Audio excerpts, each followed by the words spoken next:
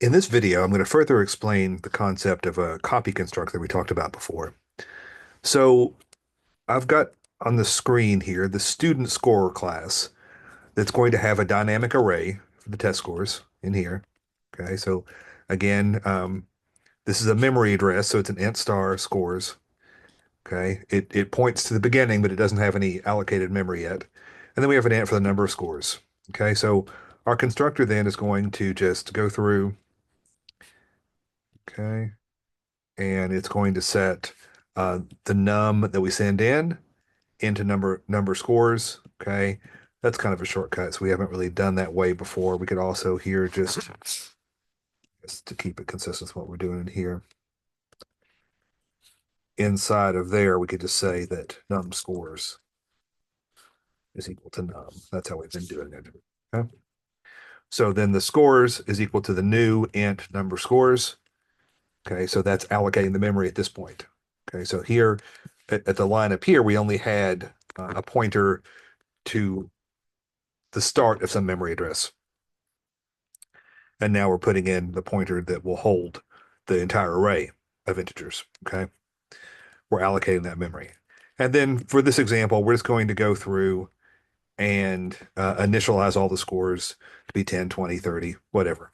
Okay, so we don't care about that so much.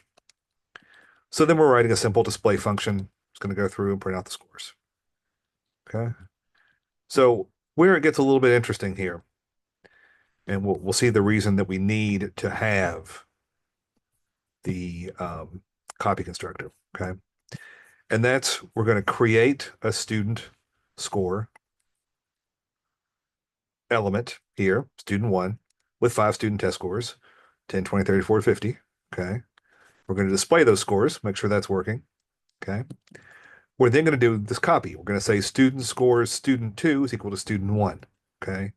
So we have no copy constructor. So this is going to do a shallow copy. Okay. So to show what this does, I've created this modify scores function on student two, and it's going to double all the scores. Okay. That function was just up here. I went by it kind of quick, but it's up here. It's going to go through and take every score and multiply it by two. Okay. And that comment, I cut and paste that. So that's not going to be true anymore. So we can get rid of that. But that's not the point. So we're going to change the student two, student scores two. Okay. And then we're going to print both out and see what we've done. Okay. So we're printing out here student one again and student two. So what we would expect would be the student one. We changed student two. So it's 20, 40, 60, 80, 100. But we would expect student one to remain 10, 20, 30, 40, 50. Well, let's run this and see what we get.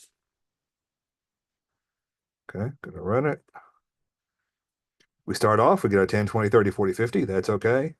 But we've got a problem here. As you can see, score one now is 20, 40, 60, 80, 100, as is score two. Okay.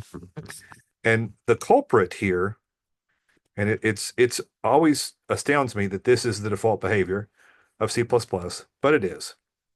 The culprit is the equal sign just does a shallow copy. Okay. So when we go to this line here without the copy constructor, it's just going to say student two points to that same memory address as student one does. So we don't have two objects, we have one object with two names. Okay. That's a problem. Okay. So we got to fix this. The other thing we're missing here is a destructor. So this program has a memory leak. Okay.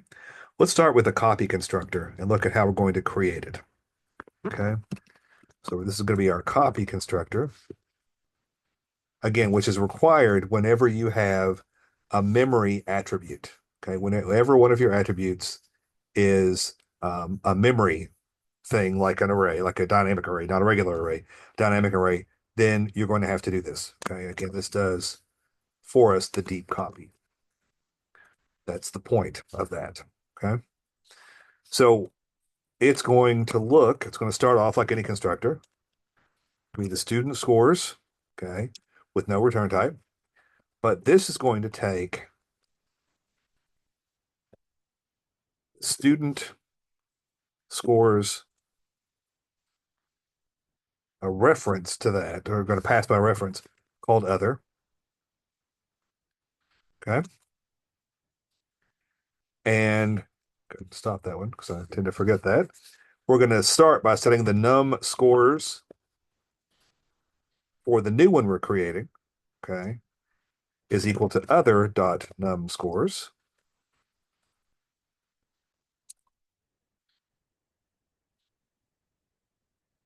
Okay.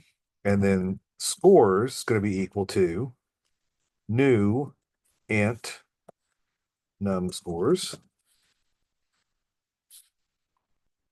Okay. Going to allocate new memory. Okay. And now we're going to do the copy part. We're going to say for int I equals 0. Sure, it's a 0, not an O. They're too close together on the keyboard for my taste.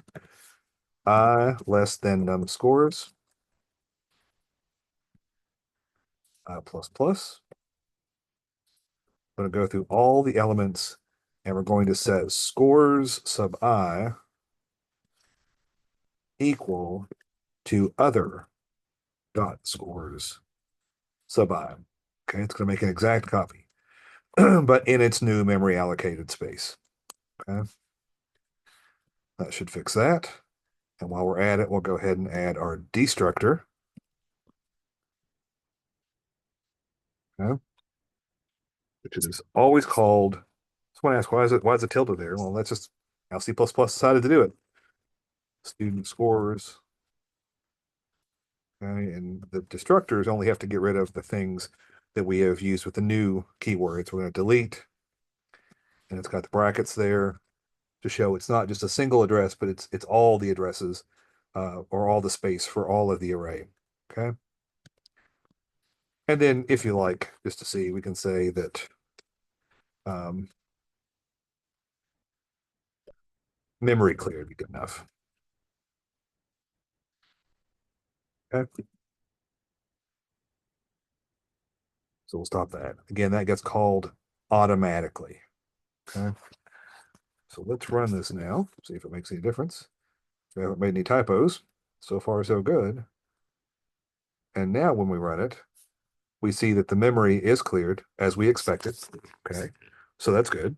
Here at the bottom. It's cleared twice because we have two things in memory now. We did new twice, once for student one, once for student two. Okay. But more importantly, we have our student one scores here, 10 through 50. After the doubling, the student one scores are still 10 to 50, and the student two scores are the 20 to 100. Okay. So we can see by creating the copy constructor, okay, and when we say down here, now when we say this,